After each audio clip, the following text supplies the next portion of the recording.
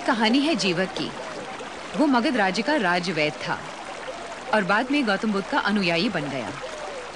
उसका वर्णन बौद्ध साहित्य विनय पिटक में किया गया है। कहानी कुछ यूं है। बहुत समय पहले राजगीर नगर में एक वैश्य रहती थी। उसका नाम था शालवती। एक दिन शालवती ने एक पुत्र को जन्म दिया, लेकिन समाज के डर से वो उसे बहुत दूर छोड़ आई। उसी रास्ते से एक राजकुमार गुजर रहा था। उसकी नजर नवजात शिशु पर पड़ी। राजकुमार उसे उठाकर अपने राजमहल में ले आया और उसका पालन पोषण किया और यूं उसका नाम जीवक पड़ गया, यानी जीवित। जीवक बड़ा हुआ तो उसे अपने जन्म के बारे में पता चला। उसने तय किया कि अब वो राजकुमार पर आश्रित नहीं रहेगा, कोई विद्या सीखेगा ताकि अपनी रोजी आप कमा सके। उन्हीं दिनों तक्षशिला में एक वैद्य और आचार्य रहते थे, जिनका नाम दूर दूर तक फैला हुआ था। जीवक उनके पास पहुंचा और बोला, मुझे अपना शिष्य बना लीजिए। तो इस तरह 7 वर्ष तक जीवक ने अपने गुरु की सेवा की। आखिर एक दिन उसने गुरु से पूछा, मेरी शिक्षा कब पूरी होगी? आचार्य ने उसे एक कुदाल दी और कहा, तक्षशिला की चारों दिशाओं में 1-1 योजन की दूरी तक जाओ और ऐसी वस्तु तलाश करो जो औषधि ना हो। जीवक तक्षशिला की चारों दिशाएं घूमकर निराश होकर लौट आया। उसे कोई भी ऐसी वस्तु नहीं मिली जो औषधि ना हो। तब आचार्य ने कहा, जीवक, तुम अपनी परीक्षा में सफल हो गए हो। तुम ये जान गए हो कि संसार में कोई भी ऐसी चीज नहीं है जो औषधि ना हो। तुम्हारी शिक्षा अब पूरी हो चुकी। और यही है आयुर्वेद का मूल सिद्धांत, न अनौषधम किंचित। आयुर्वेद की विचारधारा की जानकारी हासिल करने के लिए मैंने पूना विश्वविद्यालय के डॉक्टर सुभाष रानडे से बातचीत की। फिर भी आयुर्वेद के जो मूल सिद्धांत है वो हर विचारधारा में समान रूप से पाए जाते हैं, क्योंकि यह सिद्धांत शाश्वत है, न बदलने वाले हैं। जैसे कि ये विचारधारा कि इस दुनिया में ऐसी कोई चीज नहीं है जो औषधि ना हो। हाँ, न अनौषधम किंचित। लेकिन चरक संहिता के अनुसार इस विचार को कैसे सिद्ध किया जा सकता है? चरक के अनुसार शरीर में निरंतर परिवर्तन होता रहता है। जो भी कुछ हम खाते हैं, पीते हैं, जिस हवा में सांस लेते हैं, ये सब पंचमहाभूत से बना हुआ होता है। पंचमहाभूत मतलब वही ना, पृथ्वी, जल, तेज, वायु और आकाश। हाँ, इन पंचमहाभूतों का शरीर में परिवर्तन होता है। मतलब कि जो बाह्य पंचभौतिक पदार्थ है वो शरीर के पंचमहाभूत में बदल जाते हैं। एक अंश जो धातु यानी कि रक्त, मांस, हड्डियां, इन पोषक तत्वों में बदल जाता है और दूसरा यानी कि शेष अंश मल में परिवर्तित हो जाता है, जिससे शरीर में पेशाब, पसीना और त्रिदोष बनते हैं। त्रिदोष मतलब कि वात, पित्त और कफ। अच्छा, तो इन औषधियों का काम ये है कि दोषों को कम करना और धातुओं को बढ़ाना? ये बात नहीं। एक स्वस्थ शरीर में भी उपयुक्त मात्रा में मल का होना जरूरी होता है। असंतुलन से रोग पैदा होते हैं, जैसे कि शरीर में कमजोरी। जब यह कमजोरी मांस या मस्कुलर टिश्यू और कफ दोष कम हो जाने से पैदा होती है, तब या तो रोगी को सलाह देंगे कि मांस खा लो, या तो ऐसी चीजें खाने को देंगे जिससे कफ बढ़े, जैसे कि गेहूं और उड़द, या तो ज्यादा शारीरिक श्रम न करने को कहेंगे। अच्छा, तो सही औषध उन तत्वों को बढ़ा देती है जिनकी शरीर में कमी है और उन तत्वों को कम कर देती है जो जरूरत से ज्यादा है। ठीक है। शायद इसीलिए आयुर्वेद में हर एक रोग के लिए इतने ढेर सारे इलाज है और वैदिक शास्त्र को एक कला भी माना गया है। हाँ, ये तो बात तुमने बिल्कुल सही कही। हाँ। अब न अनौषधम किंचित का कारण तुम्हारी समझ में आ जाएगा, क्योंकि संसार के तमाम तत्व पंचमहाभूतों से ही बने हुए होते हैं, इसलिए हर एक में किसी सामान्य या विशेष प्रक्रिया की क्षमता तो होगी ही। और यही कारण है कि किसी न किसी अवस्था में हर वस्तु औषध का काम कर सकती है। आयुर्वेद यानी आयु की विद्या, ये स्वास्थ्य के बारे में हमारे देश की सबसे प्राचीन विद्या है। जीवक बुद्ध का निजी वैद्य था और उसका अपने समय में बड़ा नाम था। यानी बुद्ध के समय तक आयुर्वेद काफी लोकप्रिय हो चुका था। आयुर्वेद की 2 संहिताओं में से सुश्रुत मुख्य रूप से शल्य क्रिया या सर्जरी से जुड़ा है और चरक इलाज के दूसरे तरीकों से। इतिहासकारों का अनुमान है कि इन संहिताओं की रचना 2री सदी ईस्वी में की गई, लेकिन इनमें कई सदियों के दौरान हासिल की हुई विद्या समाई है।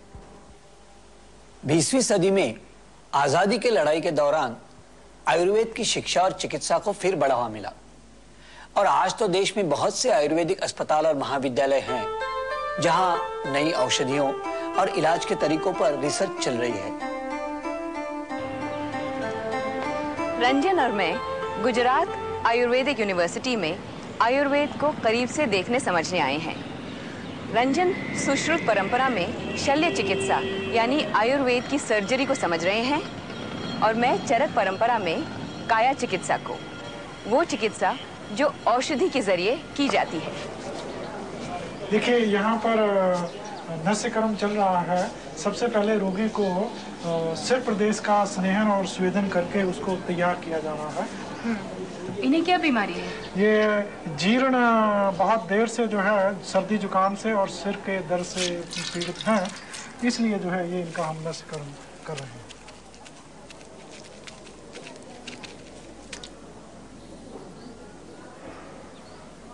इसमें मनसलादि नस्य की 8-8 बूंदे दोनों ही नासा के अंदर डाली जाती हैं और इस प्रकार हम माइग्रेन आदि डिसीजेज को भी क्योर कर लेते हैं और ठीक कर लेते हैं। देखिए, ये कंचन नाम की लड़की है। उभी थी जाओ बेटा, उभी थी जाओ।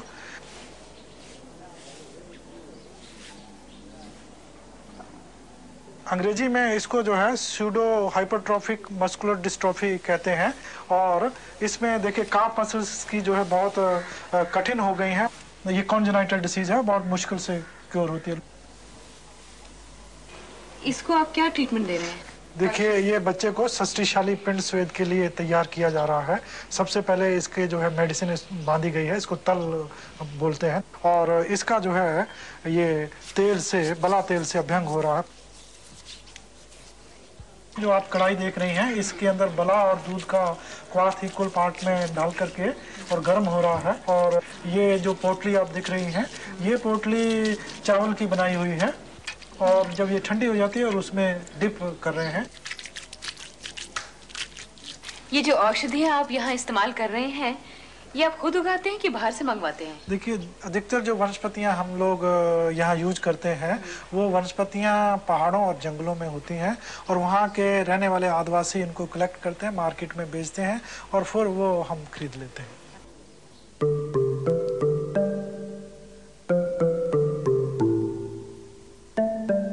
रामनाथन और मैं बस्तर में गंजुआराम जी नाम के भगत से मिले थे।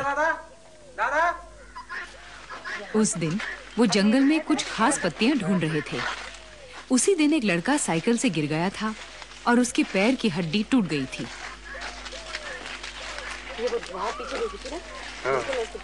आयुर्वेद में आदिवासी और लोक परंपराओं से कुछ ग्रहण करने पर जोर है। इस तरह ये अपने समय की सब विद्याओं में अनोखा है। सुश्रुत संहिता में कहा गया है, औषधियों में जो जड़ी बूटियां काम में आती हैं, उनको पहचानने के लिए वैद्य को उन लोगों की मदद लेनी चाहिए जो जंगलों से फल, फूल, पत्तियां और कंदमूल ढूंढ कर लाते हैं, जैसे कि शिकारी, चरवाहे वगैरह। दवाई है किसी काम की? खाने का जंगल में चलते चलते हमने देखा कि औषधि में काम आने वाली हर चीज के लिए वो बड़े चौकन्ने थे। अच्छा, आप क्या कह रहे थे? कौन सी बीमारी के लिए है ये? पत्तियां, छाल, जड़ी बूटियां, दीमक की बाम्बियों की मिट्टी वगैरह। फिर हम लड़के के घर गए। राम खने से यार मैं बिल्कुल खाए तो पुजरिया मैं माटी दाई के तिपान से मैं तिपान से। गंजुआ राम जी ने हड्डी बिठाकर लेप लगाया और पट्टी बांधी, मगर जमीन पर शराब उड़ेल कर भूत प्रेत को भगाना भी उनके इलाज का हिस्सा था। निरीक्षण और अनुभव पर आधारित ज्ञान और जादू टोना, इनका साथ साथ चलते रहना कितनी अजीब पर कितनी आम बात है। गंजुआराम जैसे आदिवासियों और लोक परंपराओं से नया कुछ सीखने में आयुर्वेद कभी नहीं झिझका। पर उस समय की बाकी विद्याएं ऐसी नहीं थी। वो या तो सैद्धांतिक थी जैसे कि व्याकरण, या फिर ब्राह्मणों के धर्म कर्म से जुड़ी हुई थी जैसे कि ज्योतिष। इनमें आम आदमी के रोजमर्रा के ज्ञान के लिए कोई जगह नहीं थी। लेकिन आयुर्वेद एक ऐसी विद्या थी जो रोजमर्रा की जिंदगी के बहुत करीब थी।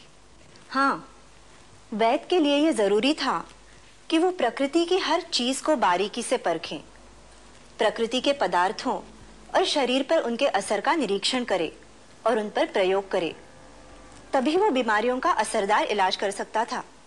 चरक संहिता के अनुसार रोग को समझने के 3 उपाय हैं: बुजुर्गों की शिक्षा, खुद निरीक्षण और तर्क और विश्लेषण के सहारे निदान। पर जरूरी है कि बुजुर्गों की शिक्षा निरीक्षण और विश्लेषण की कसौटी पर खरी उतरे। निरीक्षण और प्रयोग पर जोर आधुनिक विज्ञान का यही आधार है, और सर्जरी जैसे कामों में तो जाहिर है इनका महत्व और भी होगा। सुश्रुत परंपरा में हमें यही देखने को मिलता है। सुश्रुत संहिता के अनुसार एक चिकित्सक को पंच महाभूतों के अलावा किसी अन्य तत्व की कल्पना नहीं करनी चाहिए। इस प्रकार देखें तो आत्मा का होना न होना चिकित्सक के लिए गैर जरूरी हो जाता है। चरक परंपरा हमारे समाज में सदियों तक जीवित रही, जबकि सुश्रुत परंपरा धीरे धीरे मिट गई। हालांकि सुश्रुत संहिता में एनेस्थीसिया और असेप्सिस का ज्ञान, विविध तरह के इंस्ट्रूमेंट्स और उनके कार्य की जानकारी, सधा हुआ विद्यार्थियों का प्रशिक्षण, यह सभी कुछ है। उसके उपलब्धियों में शामिल है प्लास्टिक सर्जरी, मोतियाबिंद निकालना, शरीर के अंगों को काटना, एम्पुटेट करना या दूसरी ऐसी शल्य क्रियाएं। शल्य चिकित्सा के कुछ मामलों में आयुर्वेद के उपाय काफी असरदार हैं, जैसे फिस्टुला ठीक करने के लिए क्षार सूत्र का इस्तेमाल। कि सूत्र के ऊपर जो क्षार है, इसका जो एक्शन है ये एंजाइमोलिटिक एक्शन है। इसके लिए मरीज को बेहोश करने की कोई जरूरत नहीं पड़ती। 5 मिनट में ऑपरेशन खत्म हो जाता है और मरीज अपने काम पर वापस जा सकता है और पूरे का पूरा हीलिंग प्रोसेस जो है राइटली हो जाता है। कुछ ही हफ्ते इलाज के बाद मरीज पूरी तरह ठीक हो जाता है। इस ऑपरेशन के लिए जो क्षार सूत्र उपयोग में लाया गया, उसे बनाने के लिए थोड़ नाम के एक आम कैक्टस से गोंद जैसा रस निकालकर धागे पे लगाया गया। फिर उस पर अपमार पौधे की राख लगाई गई और उसके बाद हल्दी। ऐसे 10-12 लेप लगाने के बाद क्षार सूत्र तैयार हो गया। यही क्षार सूत्र है फिस्टुला की शल्य चिकित्सा के लिए आयुर्वेद का औजार। बतला करके आप पैरासर्जिकल मेजर्स का इस्तेमाल करिए, और उसमें उन्होंने क्या गिनाया है? जिलौका, क्षारसूत्र, अग्नि इत्यादि। डॉक्टर कुलवंत सिंह क्षार सूत्र जैसी और भी कुछ पैरासर्जिकल इलाजों पर काम कर रहे हैं। ये देखिए, कैंसर जैसी भयंकर व्याधियां जिसमें आयुर्वेद में आज तरह तरह के प्रयोग हो रहे हैं और कुछ बीमारियों के इलाज में अच्छे रिजल्ट्स मिल रहे हैं। अब जरूरत है कि इन सभी तरीकों की पूरी तरह वैज्ञानिक जांच की जाए। तो आयुर्वेद एक ऐसी विद्या थी जिसमें अपने अनुभव के आधार पर सवाल उठाए जा सकते थे। गुरु से शिक्षा पाने का महत्व तो था ही, पर शिष्य के अनुमान और निरीक्षण का महत्व कुछ कम नहीं था। बीमारों का इलाज करने और अपना ज्ञान बढ़ाने के लिए वैद्य को हर जात पात, हर समुदाय के लोगों से मिलना जुलना पड़ता था। शरीर को ठीक से समझने के लिए उसे पशुओं की और मनुष्य की लाशों को काटना पड़ता था। पर ऐसी विद्या और खुली विचारधारा आने वाले जमाने के बंद हालात में आगे नहीं बढ़ सकती थी, जहां अलग अलग जातियों के लोगों का साथ उठना बैठना, खाना पीना और यहां तक कि एक दूसरे को छूना तक मना हो रहा था।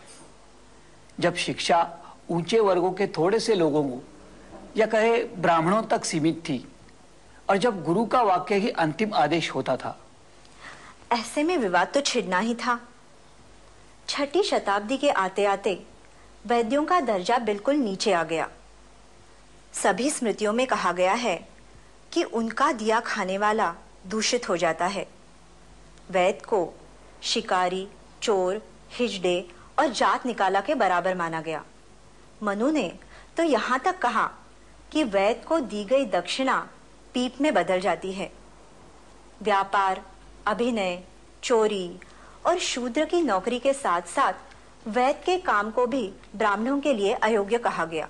ये सब अगली कुछ सदियों में होने को था। 2री या 3री सदी में जब चरक और सुश्रुत संहिताओं की रचना हुई, तब समाज में काफी उथल पुथल हो चुका था। मध्य एशिया में सूखा पड़ने की वजह से वहां से लोग यहां आकर बसते गए थे। शुंग, शक, कुषाण, हुन,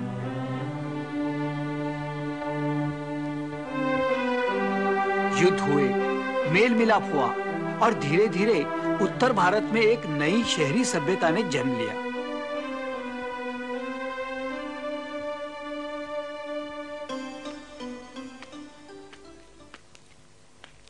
कुषाण सम्राट कनिष्क की ये मशहूर बिना सर की मूर्ति मथुरा म्यूजियम में है।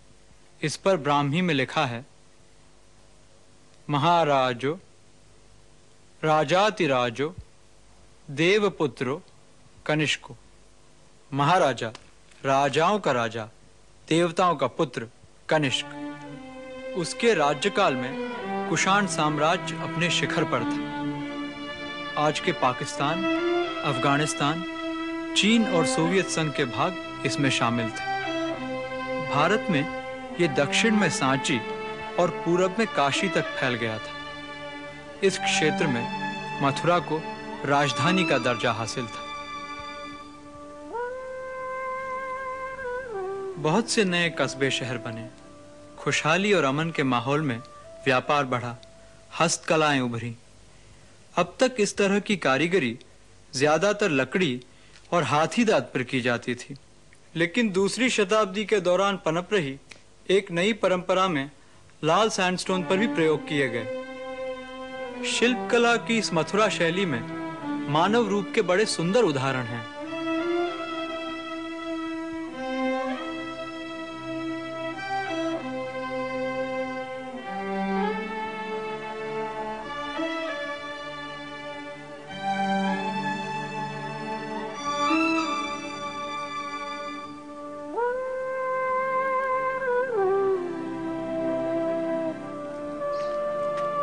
कुषाण काल की शहरी सभ्यता अपने से पहले और काफी समय बाद तक की किसी भी शहरी सभ्यता से ज्यादा विकसित थी।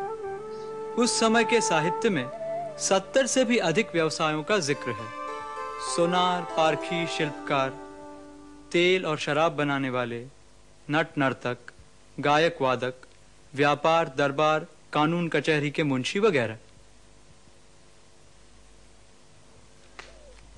इस शहरी जीवन में एक तरह की स्वतंत्रता थी। राज्य के या अपने खुद के काम से लोग कारवां में दूर दूर तक आते जाते थे। समाज में एक खुलापन था। कुषाण राज्य में वर्ण और जाति प्रथा का असर उतना गहरा नहीं था जितना गुप्त काल तक होने वाला था। बेहतर जिंदगी चाहने वाला उसे पाने की भी उम्मीद रख सकता था।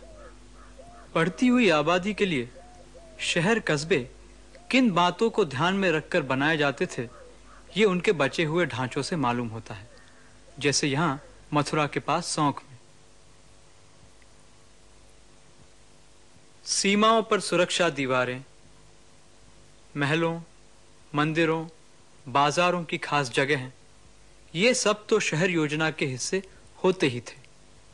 साथ में सार्वजनिक सुविधाओं का ख्याल रखना पड़ता था, जैसे विश्राम घर, सड़कें, नाले नालियां, कुएं टंकियां। एक विशाल कुषाणकालीन जलाशय मिला है इलाहाबाद के पास श्रृंगवेरपुर में।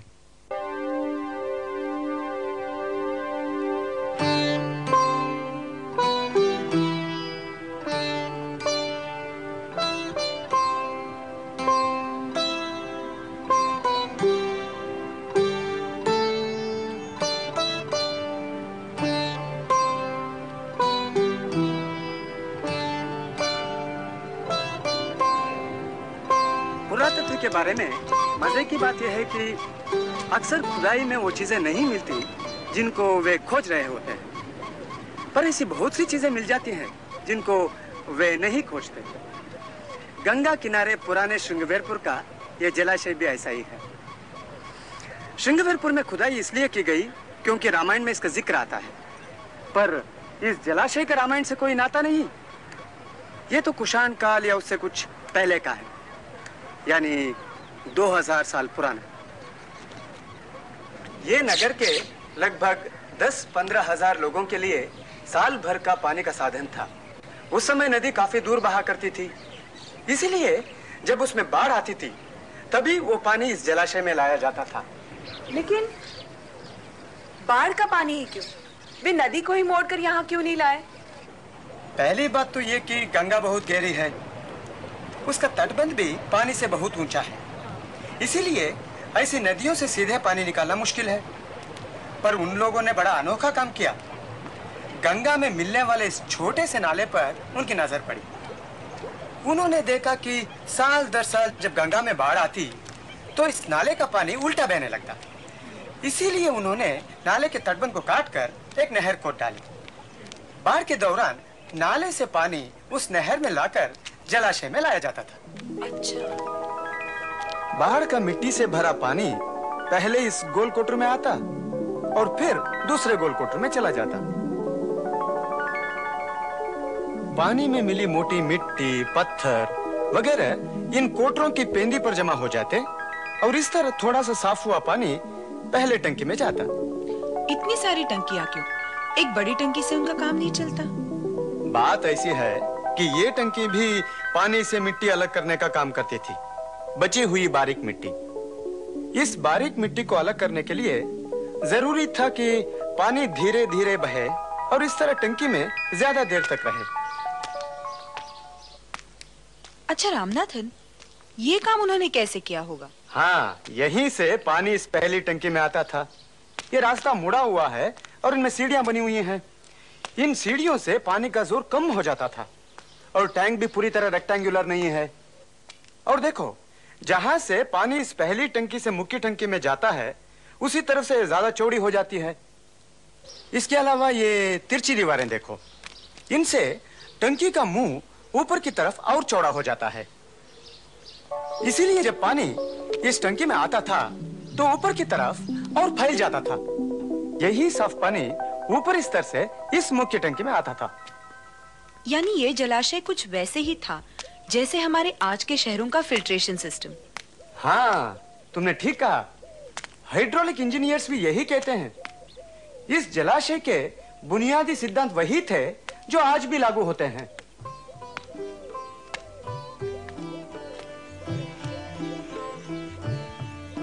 देखो, यहाँ से पता चलता है ना कि ये जलाशय कितना बड़ा है। हाँ, तभी तो 10-15 हजार लोगों के साल भर की पानी की जरूरत पूरी हो सकती थी।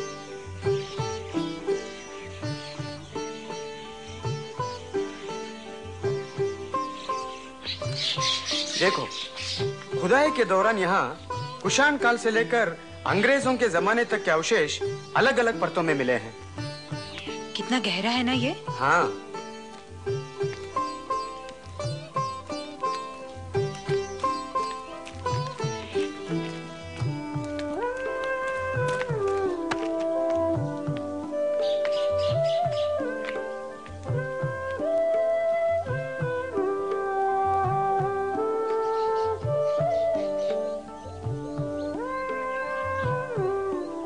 हम बहुत सी चीजें पढ़ते हैं, सुनते हैं, लेकिन जाने क्यों इस जलाशय को आमने सामने देखकर मुझे कुछ अजीब सा लग रहा है।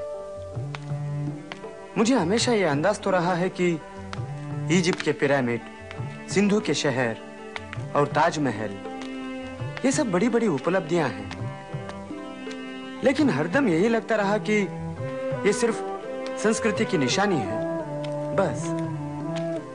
विज्ञान की बात तो कभी मन में नहीं आई। असल में विज्ञान को मैं हमेशा आधुनिक ही मानता रहा हूं।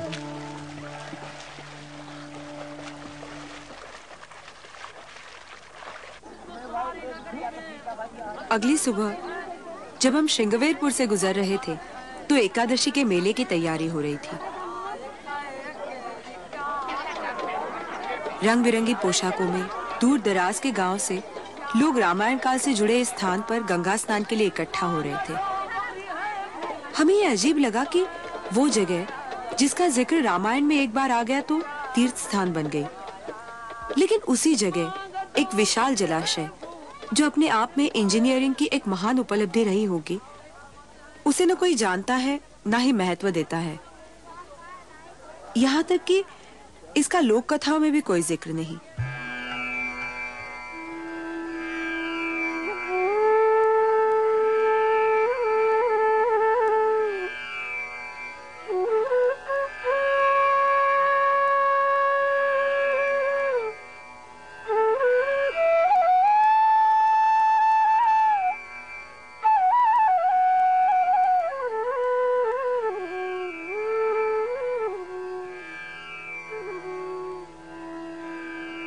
सदियों पहले था मौर्य काल, सब कुछ था उनकी मुट्ठी में, पर गुप्त काल आते आते बंटवारा भूसत्ताओं में, और अधिक भूमि की हुई जुताई, वृद्धि हुई लगानों में, मालिक को कर राजा को धन देते किसान दबाव में।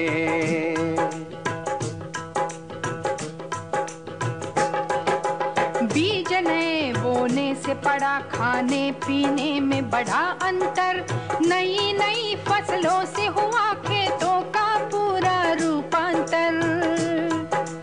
गेहूं, धान और जौ तो थे पहले से ही सबके घर, गन्ना, नारियल, कद्दू, नाशपाती, पान आए अब घर घर।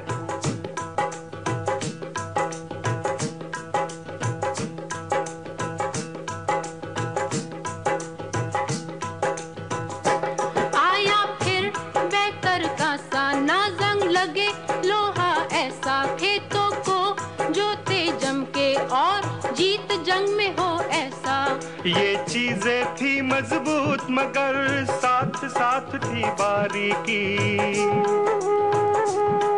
उत्तम थी ऐसी कारीगरी जो कई उद्योगों तक फैली।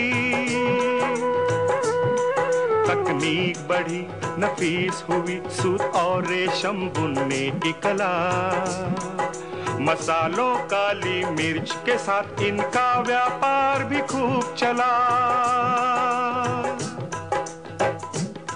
बदलाव के इस माहौल में तब विज्ञान भी कुछ आगे बढ़ा। आप सोच रहे होंगे कि इस गाने में ये नया आदमी कौन आ टपका। ये थे बंगलुरु के रघुनंदन, न्यूक्लियर फिजिक्स के पीएचडी हैं। रामनाथन को घरेलू दिक्कतों के कारण हमें मजदार में छोड़कर वापस मद्रास जाना पड़ गया है। ये मेज इतनी सख्त क्यों है और किताब के पन्ने इतने लचीले? इस मग का रंग भूरा क्यों है और आसमान का नीला? इस संतरे की सुगंध इतनी तीखी क्यों है? मेरे हाथ में ये संतरा है भी या नहीं है, क्योंकि मेरी सेंसेस मुझे बताती है कि ये सचमुच है। ये सब विज्ञान के सवाल हैं और फिलॉसफी के भी। विज्ञान के लिए एक ऐसा दार्शनिक दृष्टिकोण जरूरी है जो ज्ञानेंद्रियों पर भरोसा करे।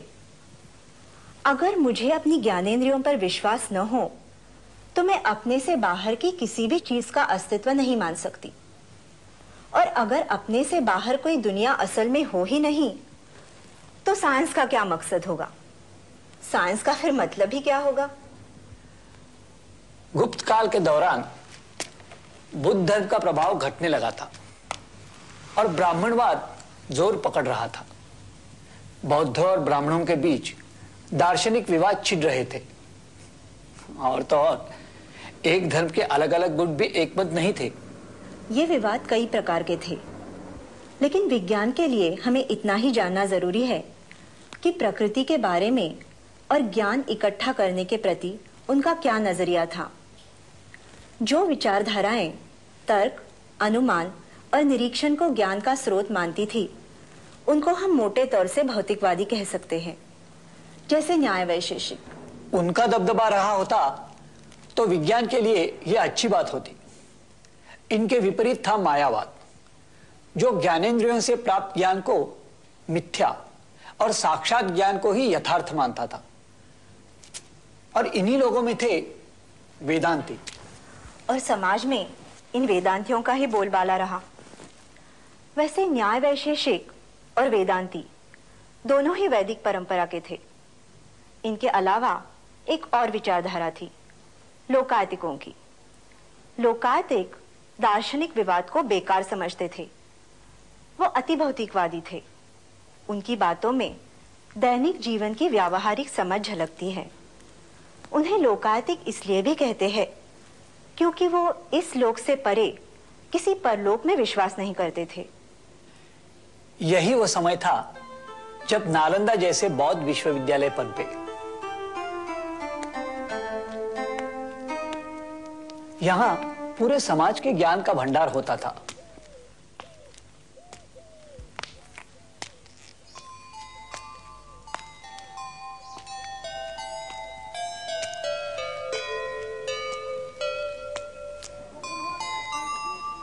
इन केंद्रों में एशिया भर के छात्र पढ़ने आते थे। उन्हें आयुर्वेद, रसायन शास्त्र, खगोल शास्त्र और गणित जैसे विषय पढ़ाए जाते थे।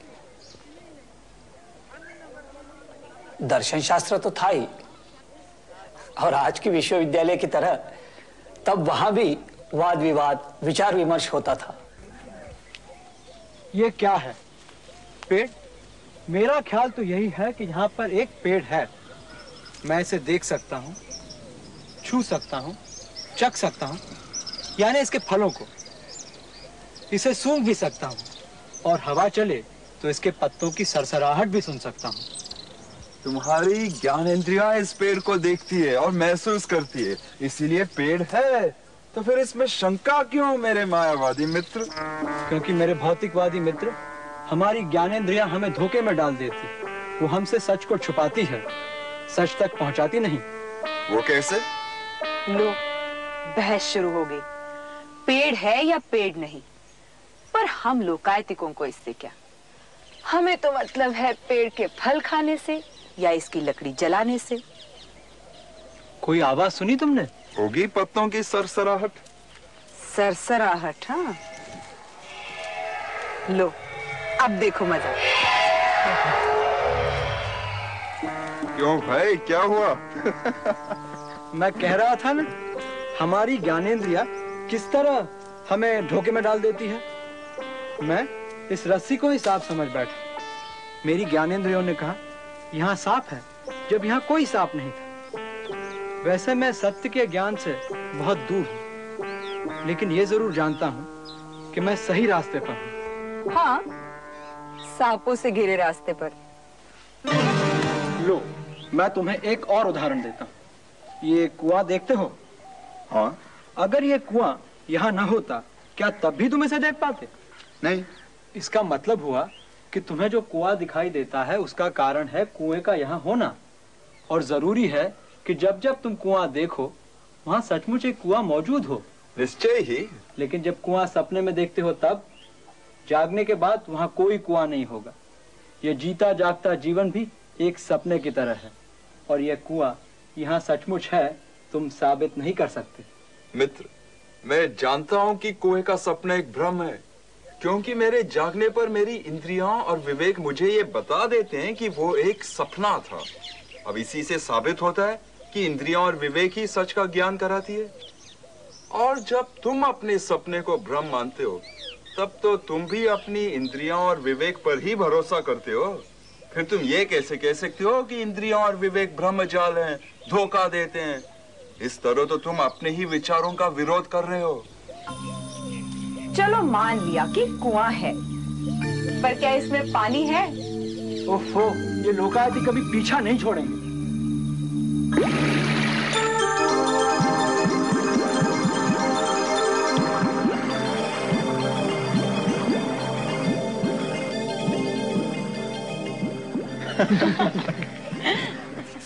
एक बात तो बिल्कुल साफ है, साइंस की फिलॉसफी तो भौतिकवाद ही है, क्योंकि साइंस का सब्जेक्ट है दुनिया की सब चीजें। वो किससे बनी हैं, कैसे बनी हैं, उनके पीछे क्या नियम हैं। हाँ, और इसीलिए अगर दुनिया को माया मान लिया जाए तो साइंस का आधार ही नष्ट हो जाता है। और अपने सेंसेस, अपने रीजन पे शक हो तो साइंस के पूरे मेथड पे शक करना पड़ेगा। मायावाद साइंस का कट्टर विरोधी है। पर हमारे समाज में तो मायावाद ही जीता। जिताया गया जनाब, सत्ताधारियों का वेस्टेड इंटरेस्ट का भरपूर सपोर्ट जो मिला उसे। ये काफी बड़ा कारण रहा होगा ना, जिसने हमारे समाज में बार बार साइंस को आगे बढ़ने से रोका। बिल्कुल,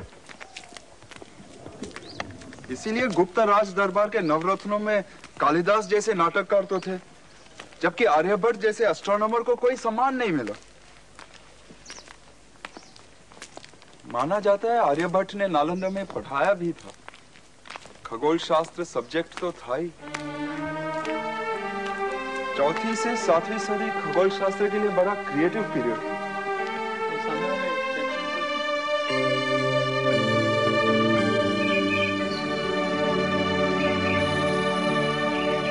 आर्यभट्ट एक पहेली में कहते हैं, षष्टि अब्दानम षष्टिर्यदा व्यतिता त्रयश्च युगपादाः त्रिअधिकाः विंशतिरब्दाः स्तदेह मम जन्मनोः अदिताः।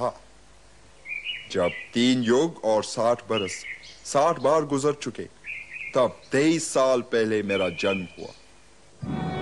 जो लोग आर्यभट्ट के खगोल शास्त्र यानी एस्ट्रोनॉमी को समझ पाते हैं, उन्हें इस पहेली का हल इस तरह मिलता है। आर्यभट्ट ने यह रचना 499 ईस्वी में की थी और उस वक्त उनकी उम्र 23 बरस की थी। हर संस्कृति के लोगों ने रात के आसमान की तरफ देखा है और सवाल पूछे हैं, जैसे रात को सूरज कहां छुप जाता है। कई हजारों साल बाद नए सवाल पैदा हो जाते हैं, जैसे अलग अलग घूमते ग्रह कभी कभी एक साथ नजर आते हैं किसी खास क्रम में। क्यों? और आज हम जानना चाहते हैं कि तारे कैसे बनते, उनका अंत कैसे होता है। इससे हमें ब्रह्मांड के जन्म के बारे में पता लगेगा, जो आज एस्ट्रोनॉमी में एक मूल समस्या है। सवाल क्या है, जवाब कैसे हैं, इनसे मालूम होता है कि किसी युग में विज्ञान का क्या स्तर था और मनुष्य ने ब्रह्मांड में अपने आप को, अपनी हैसियत को किस नजर से देखा। प्राचीन एस्ट्रोनॉमी को समझना इसीलिए जरूरी हो जाता है। आर्यभट्ट का दौर वो दौर था जब भारतीय खगोल शास्त्र में एक बड़ा परिवर्तन आ रहा था और आर्यभट्ट ने इसे नई दिशा दी। इससे जो नई एस्ट्रोनॉमी बनी, उसे आगे चलकर सिद्धांत एस्ट्रोनॉमी का नाम दिया गया। सिद्धांत एस्ट्रोनॉमी का गणित प्राचीन एस्ट्रोनॉमी के गणित से कहीं ज्यादा विकसित था।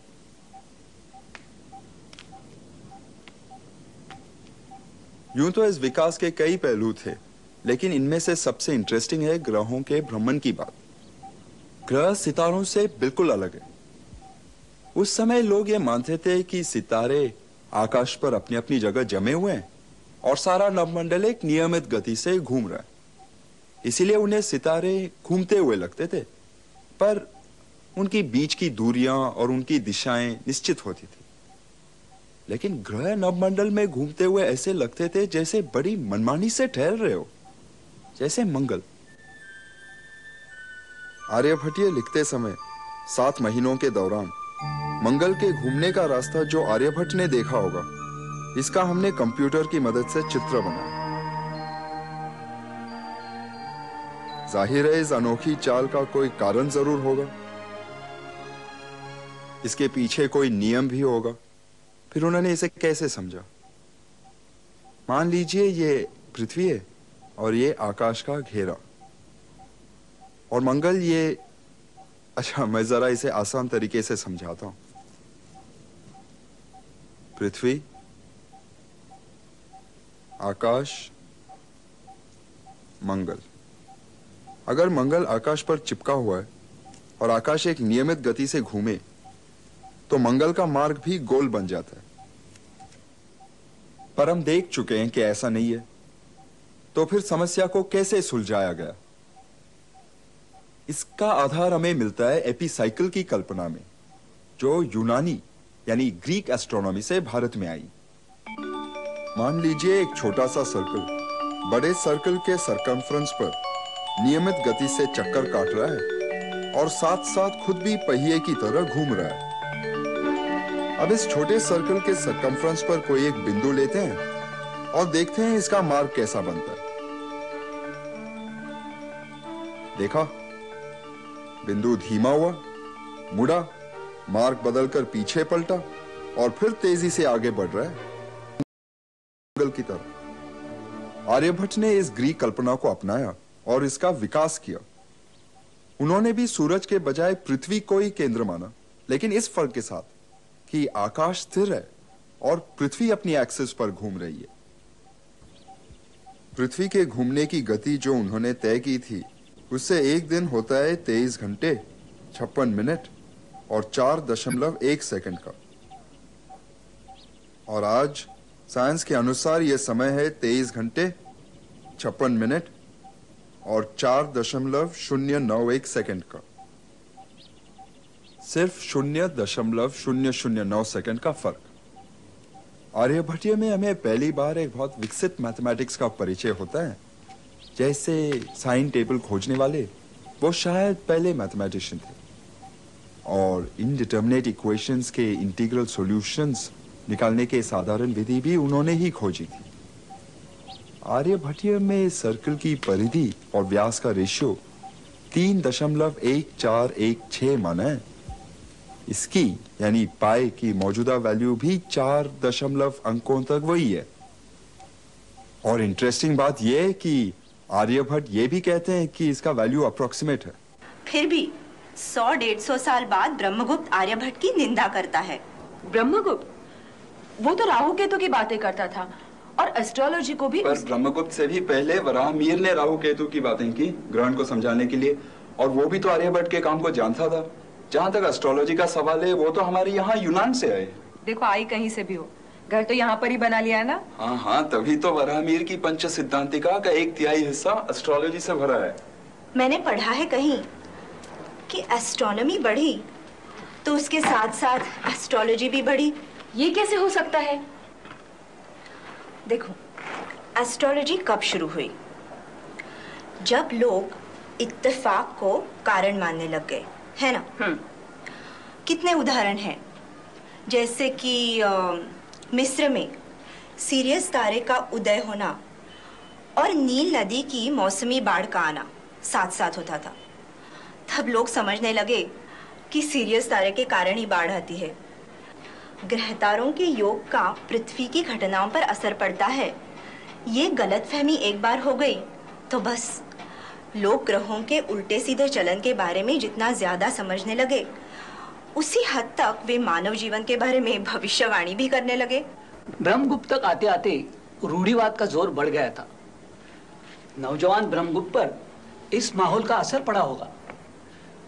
जब वो 30 साल का था, यानी 7वीं सदी में, तब उसने स्मृतियों का आधार लेकर आर्यभट्ट की निंदा की। लेकिन लगता है बुढ़ापे में उसमें खगोल शास्त्र और गणित शास्त्र की गहरी समझ पैदा हो गई। तब वो चीजों को ज्यादा खुली नजर से देखने परखने के काबिल हुआ और 66 वर्ष की उम्र में उसने अपने खंड खाद्यिका में आर्यभट्ट की तारीफ की। उस जमाने के विद्वानों की भी मजबूरी रही होगी।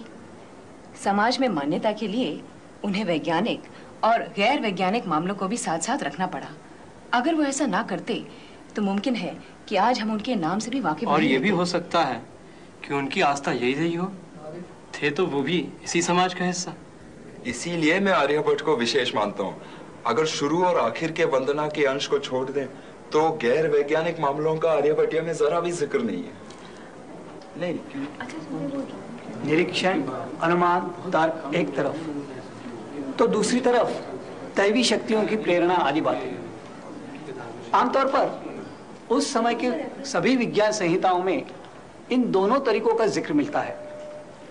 ये संहिताएं ब्राह्मणों के एक छोटे से दायरे में सीमित थी और व्यावहारिक दुनिया से कटी हुई थी। इसलिए बौद्धिक ज्ञान और व्यावहारिक प्रयोगों का मेल नहीं हो पाया। इस सब का नतीजा ये हुआ कि गैर वैज्ञानिक मामले विज्ञान की राह का रोड़ा बनते गए। वैज्ञानिक मामलों को आगे बढ़ाने के बजाय उन पर टीका टिप्पणी होती रही और जिस ज्ञान में वे बाकी दुनिया से आगे थे उसमें भी पिछड़ गए। ये बात केवल आयुर्वेद और एस्ट्रोनॉमी में ही नहीं, दूसरे क्षेत्रों में भी हुई और इसके परिणाम आने वाले दौर में महसूस होने वाले थे।